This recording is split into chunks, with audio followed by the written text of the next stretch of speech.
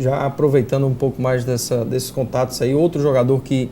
Porque já em meio à Copa do Nordeste, antes mesmo, acho que até da conquista do Campinense, já começava a se especular. E aí, quando ganhou, se falou em Bismarck ser o sucessor, pelo menos preencher o lugar do D'Alessandro no Inter, que eu mesmo, não dizer refutei a notícia, porque não era notícia, era boato, mas disse aqui, na minha opinião, que era muito estranho, né, que era até um certo exagero. Não que ele não tenha potencial para jogar num time como o Inter, mas naquele momento eu não via, né, até conhecendo um pouco da cultura do torcedor do Inter, do sul do país, eu sei que não é tão fácil assim, né, e que eu acho que seria uma boa para o Bismarck se afirmar um pouco mais no Nordeste. Ele jogou no Fortaleza, não se afirmou, no Santa Cruz também, né? Conseguiu no Campinense uma oportunidade ímpar, mostrou ter bola, mas depois da conquista da Copa do Nordeste, o futebol do Bismarck, infelizmente, ficou um pouco apagado.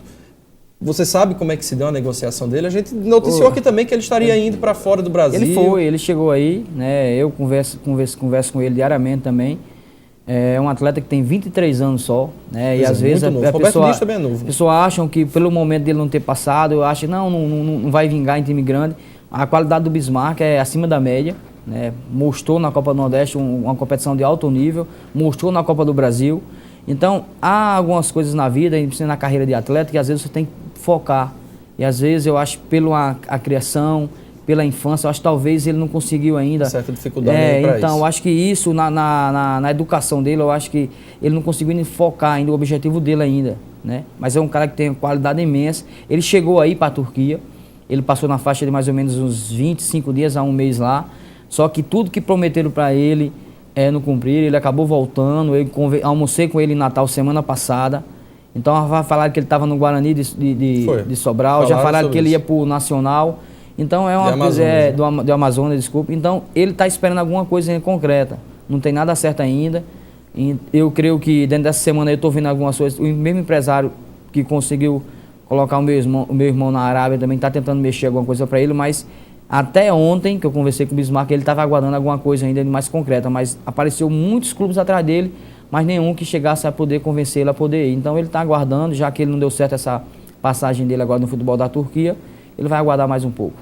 São mercados meio, assim, suicidas, mas bem estranhos, assim, né? Que tem situações que até dá medo, né? Eu já entrevistei aqui jogador que passou um tempo no Vietnã, por exemplo. O futebol chinês é outro que se abre, né? Muito hoje também, que tem absorvido um bom número de jogadores, não só aqui do Brasil, mas a Suíça também agora, a Rússia está começando a abrir também.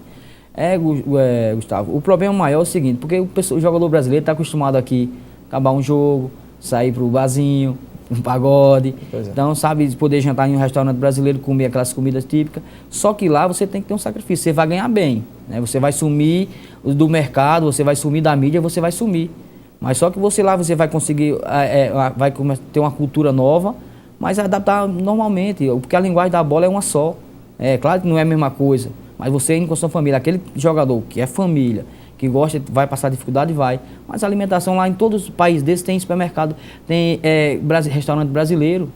Né? Da mesma forma que tem jogador, vai ter pessoas empresários que abrir o seu restaurante, abrir o seu supermercado. Então isso, você começa a conseguir viver lá tranquilamente. Ele tem que ter a consciência que às vezes alguns países estão ali para ele ir lá tirar o que eles têm de bom, que é dinheiro, fazer o pé de meia, né? E depois procurar um... E aí o mercado, às vezes, aqui, ele se fecha um pouco, mas com paciência também. Sendo um jogador novo, como você disse, o Bismarck, aí, com 23 anos, né, teve esse problema, mas aparecendo uma situação como essa, ele que é novo, ele tem que aproveitar, né, eu acho, para ganhar uma nova experiência e depois, acho que usar dessa experiência aqui no nosso futebol. Né? Já se fala, lógico, sobre a formação novamente daquele grupo do Campinense, que foi um grupo vencedor, né? E o presidente William Simões já deu entrevista falando sobre a volta do Oliveira Canindé, que é um homem, até onde a gente sabe, que é um cara de palavra, né? Então assinar contrato ele até não poderia, porque é treinador de outra equipe, mas que assegurou a volta dele aqui ao Campinense Clube. O Guarani não vai bem, pelo menos até então na Série D do Campeonato Brasileiro, está na vice-lanterna do grupo,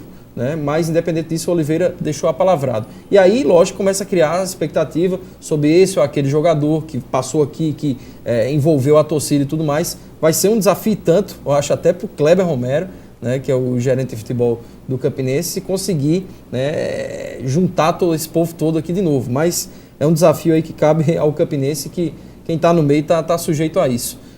Mossoró, para a gente chegando ao fim aqui da nossa conversa, o que você, digamos, tem a acrescentar em relação a esse mundo. Você já, lógico, quando jogador, lidava com empresários, né? Mas os empresários são que nem jogadores, assim, tem de todo tipo, tem de todo gosto, de toda altura, toda cor, todo tamanho, ética ou não. O que você já conseguiu ver?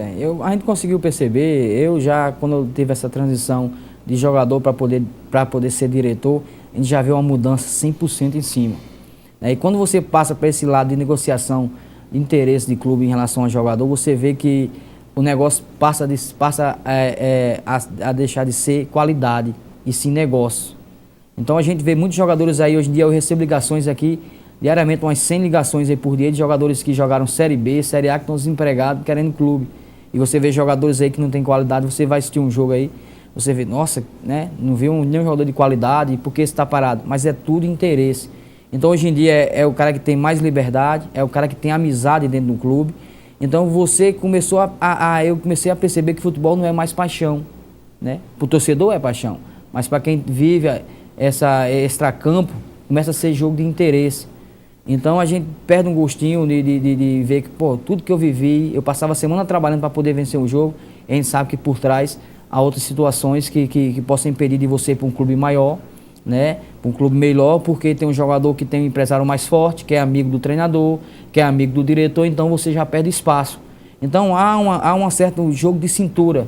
E para você poder entrar em alguns clubes, você tem que poder chegar de uma maneira que possa agradar todo mundo, senão você não consegue colocar um jogador em clube nenhum.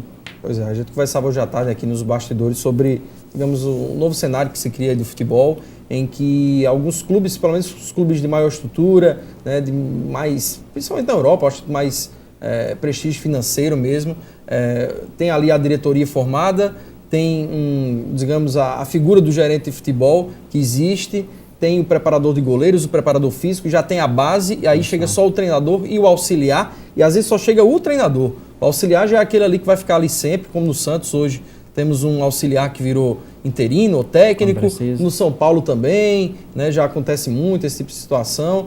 E antes gerente, quando você era aquele que tinha que empregar, digamos assim, que trazer para o time o atleta. O empresário não, ele já tem que convencer a colocar o atleta no time. Então, acho que é um novo cenário que se cria, né, de uma nova cultura. Né? O Santos, como eu citei agora, o Zinho foi contratado como gerente de futebol, né, e não se sabe se vai ficar o treinador que está lá, é o Marcelo, salvo engano, ou se ele vai contratar alguém. Né? O Abel estava o Ney Franco também se falou. Pauta aí. Né? Mas eu acho que o time ele tem que traçar um objetivo, dizer, o projeto do time aqui para 2, 3 anos é esse aqui. A base está feita aqui. Aqui a gente já tem um gerente de futebol, tem um diretor de futebol e tudo mais. Qual é o treinador que se adapta a esse projeto? Nenhum. Eu acho, né? Eu acho complicado. Assim, eu acho que essa seria uma mecânica mais, pelo menos para um clube que tente se organizar, mais correta. E não ficar só aquela. Peraí, qual é o treinador que vai trazer mais jogadores para cá? Né? É complicado, mas cada clube é que cria sua política. É por causa, Gustavo, tudo depende de resultado.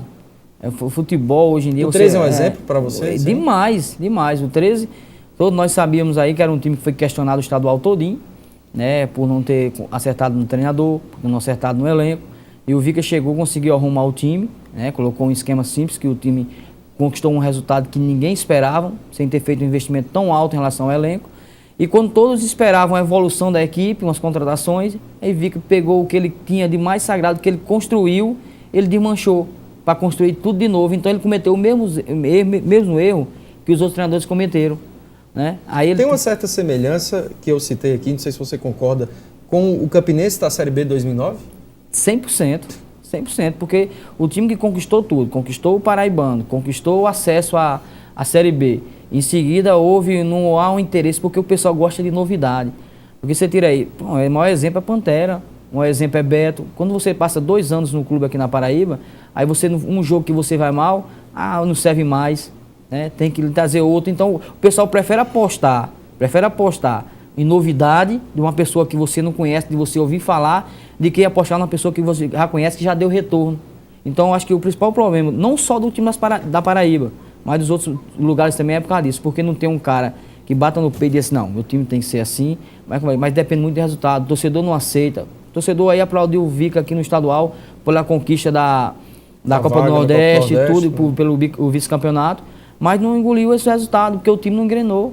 Então, eu acho que ele quer resultado. Pelo mais que você... Eu lembro que o ABC, teve um tempo, o Júlio Tadeu passou 13 anos à frente do ABC como presidente, conquistou tudo, e teve 4 anos e ele pegou e disse, eu vou conseguir construir o estádio. E ele não montou um time forte.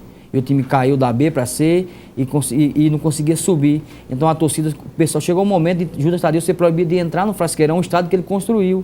Então isso mostra que futebol é resultado.